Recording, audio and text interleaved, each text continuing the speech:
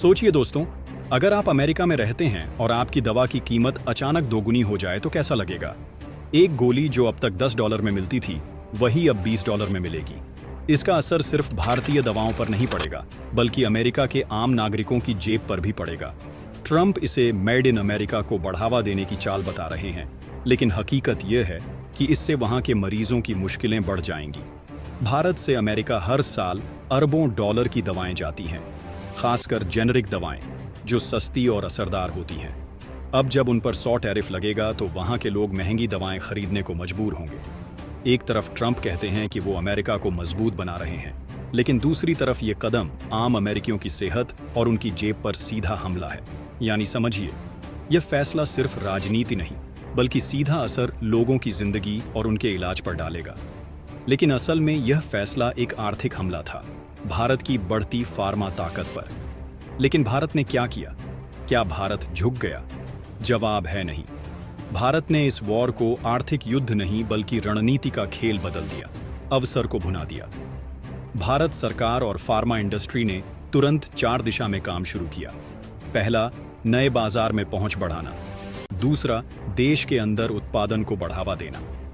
तीसरा, supply chain को मजबूत करना। और चौथा, ग्लोबल पार्टनरशिप को मजबूत करना। भारत ने अपनी सप्लाई लाइन को घुमा दिया। जो जहाज पहले अमेरिका जाते थे वही जहाज अब यूरोप, अफ्रीका, लैटिन अमेरिका और रूस की ओर निकल पड़े हैं। भारतीय कंपनियां जैसे सिप्ला और लुपिन अब सीधे अफ्रीका, रूस और साउथ अमेरिका में दवाओं की सप्लाई करने उतर चुकी हैं। यानी अमेरिका की बंद दीवार के सामने भारत ने नए दरवाजे खोल दिए हैं। जब अमेरिका ने भारत पर टैरिफ लगाया, चाल चली तो बाकी दुनिया ने भारत को गले लगा दिया। सबसे पहले भारत के यार रूस और फिर यूरोप और अब अफ्रीका ने भारत के साथ नई डील साइन कर दी। फ्रांस, जर्मनी, ब्राजील, मिस्र और इंडोनेशिया ने तो यहां तक कह दिया, अगर दवा चाहिए तो रास्ता नई दिल्ली से होकर जाएगा। भारत की दवा कंपनियों ने अपनी क्षमता बढ़ा ली। PLI स्कीम और बुल्क ड्रग 5 जैसी सरकारी योजनाओं ने मदद की और जल्दी भारत ने दिखा दिया, बता दिया कि वह सिर्फ रास्ता सप्लायर नहीं बल्कि दुनिया की हेल्थ लाइन है। अब अमेरिका में हड़कंप मच गया। अमेरिका ने सोचा था कि भारत झुक जाएगा, पर हुआ इसका उल्टा।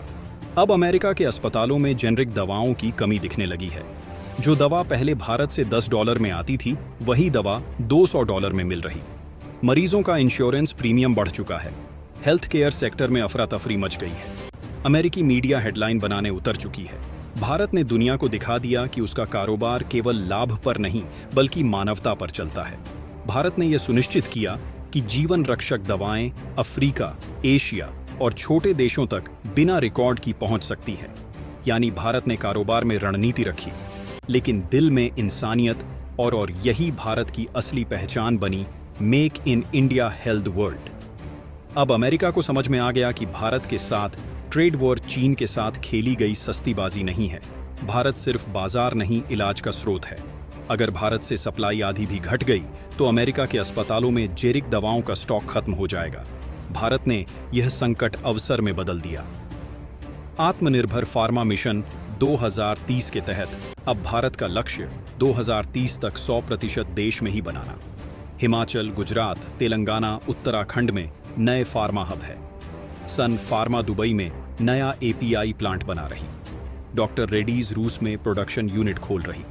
सिप्ला दक्षिण अफ्रीका में 40 नई दवाओं का प्रोजेक्ट शुरू कर चुकी है। अब अमेरिका यह सोच में पड़ गया है कि यह किससे पंगा ले लिया।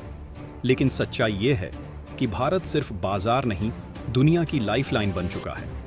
जो दवा कभी अमेरिका के गरीबों को सस्ती मिलती थी वो अब उनके लिए लग्जरी बन चुकी है।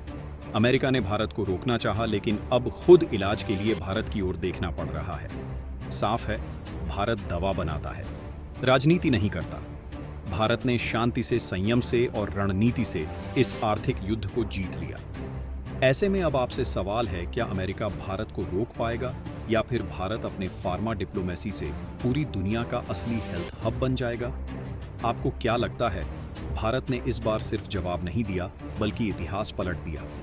हाँ या ना में कमेंट कर जरूर बताएं।